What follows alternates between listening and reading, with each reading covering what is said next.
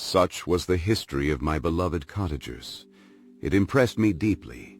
I learned from the views of social life which it developed, to admire their virtues and to deprecate the vices of mankind. As yet I looked upon crime as a distant evil. Benevolence and generosity were ever present before me, inciting within me a desire to become an actor in the busy scene, where so many admirable qualities were called forth and displayed. But in giving an account of the progress of my intellect, I must not omit a circumstance which occurred in the beginning of the month of August of the same year. One night during my accustomed visit to the neighboring wood where I collected my own food and brought home firing for my protectors, I found on the ground a leathern portmanteau containing several articles of dress and some books. I eagerly seized the prize and returned with it to my hovel.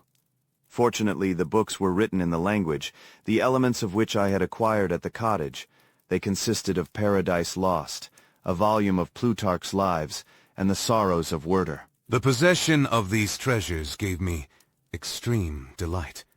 I now continually studied and exercised my mind upon these histories, whilst my friends were employed in their ordinary occupations.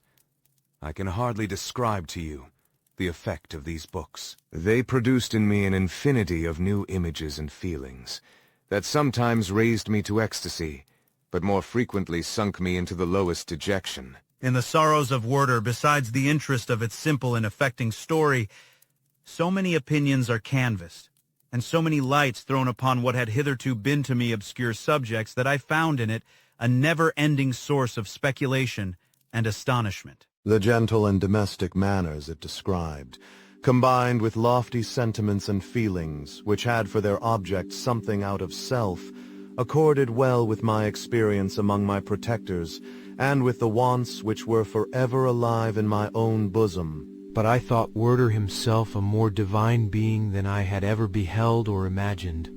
His character contained no pretension, but it sank deep. The disquisitions upon death and suicide were calculated to fill me with wonder. I did not pretend to enter into the merits of the case, yet I inclined towards the opinions of the hero whose extinction I wept, without precisely understanding it. As I read, however, I applied much personally to my own feelings and condition. I found myself similar, yet at the same time strangely unlike to the beings concerning whom I read, and to whose conversation I was a listener. I sympathized with and partly understood them, but I was unformed in mind. I was dependent on none and related to none. The path of my departure was free, and there was none to lament my annihilation.